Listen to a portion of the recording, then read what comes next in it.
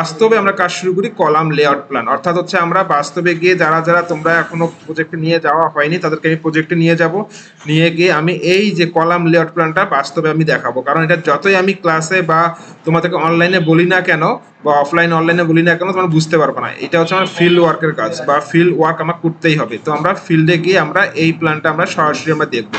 তো তোমরা সকলে এই কাজটা তোমরা করেছো, এটাকে বলা হয় কলাম লেআউট প্ল্যান। এবং এরপর আসে হচ্ছে কলাম কলাম শিডিউল বা কলাম শিডিউল অ্যান্ড রেনফোর্সমেন্ট। এটা আমাদের মোস্ট ইম্পর্টেন্ট, কারণ এখানে আমাদের দেখো সকলেই এই প্ল্যানে আমার সকল কলামের সাইজ এক নয়, কিন্তু ভিন্ন ভিন্ন সাইজ আছে।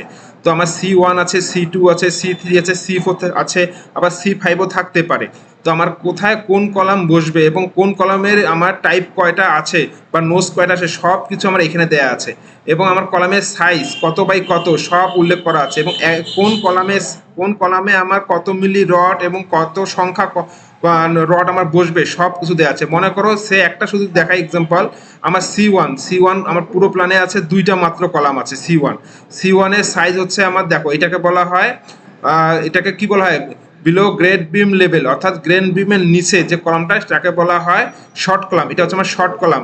আর এটাকে বলা হয় GF2 সেকেন্ড ফ্লোর, অর্থাৎ আমার ফার্স্ট থেকে তোমার হচ্ছে 2 তলা থেকে 3 তলা পর্যন্ত, অর্থাৎ এটাকে বলা হয় হচ্ছে আমার কি লং কলাম। এবং 3rd to 4th মানে হচ্ছে 4 এবং 5 তলা জন্য আবার আলাদা সাইজ। তো যাই হোক আজকে আমরা সেটাই দেখবো। দেখো শর্ট কলামের সাইজ যদি হয় আমার 15, তাহলে লং কলামের সাইজ কত হবে আমি ক্লাসে বলিয়েছিলাম, কারণ দুই দিকে 1.5 করে বাদ দিলে 3 হবে। তা 15 যদি আমার শর্ট কলাম হয়, লং কলামের সাইজ হচ্ছে আমার 12 বাই 12।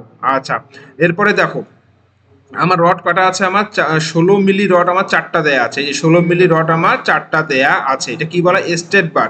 এবং 10 মিলি রড দিয়ে আমি কি করছি, আমি টাইবার দিছি 5 ইঞ্চি পর পর, মানে হচ্ছে পার ফ্লোর 10 ফিট হাইট।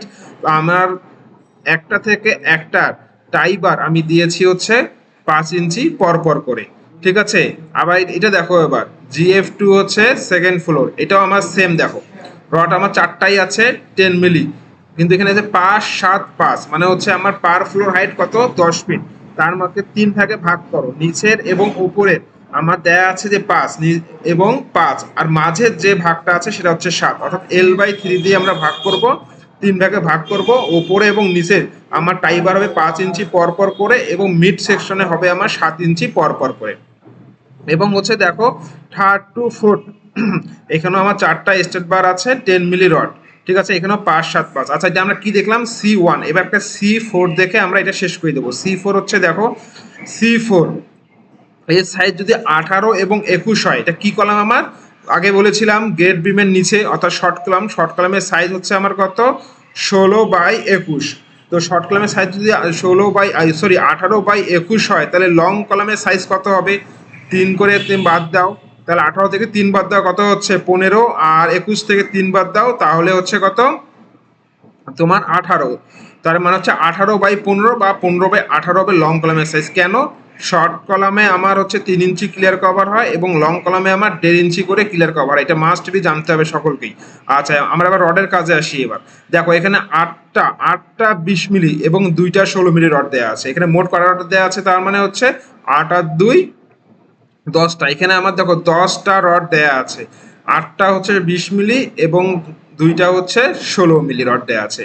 ঠিক আছে, এবং হচ্ছে 10 মিলি রড আছে আমার টাইবার 5 ইঞ্চি বরাবর, এটা হচ্ছে আমাকে শর্ট কলাম। এবং লং কলামে আসি, লং কলামেও দেখি আমি 8টা 20 মিলি আছে এবং 16 মিলি আছে 2টা, এবং আমার 10 মিলি হচ্ছে টাইবার 5, 7, 5, অর্থাৎ পার ফ্লোর হাইট গত কলামে আমি বুঝাইলাম একটু আগেই 5, 7, 5, মানে হচ্ছে পার ফ্লোরে হচ্ছে 3 ভাগে ভাগ করে দিবা, 10 থেকে 3 যত হবে তত করে তোমার 5 ইঞ্চি পর পর করে হবে। এবার একটু ব্যতিক্রম দেখো, এটা হচ্ছে আমার মাঝেরটা হচ্ছে আমার কি গ্রাউন্ড ফ্লোর টু হচ্ছে সেকেন্ড ফ্লোর। ঠিক আছে, ground floor to second floor, আর এটা হচ্ছে 3rd to 4th ফ্লোর।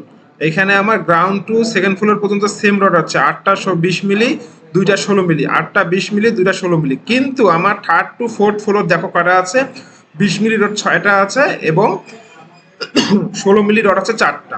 মোট রড আছে কিন্তু 10টাই আছে, কিন্তু রডের ডায়া কমে গেছে। মাথা রাখছো, আমার যত উপরে বিল্ডিং উপরে উঠবে তত কিন্তু আমার লোড কম আসে এবং তত আমার রেইনফোর্সমেন্ট আমার কম দিতে হয়।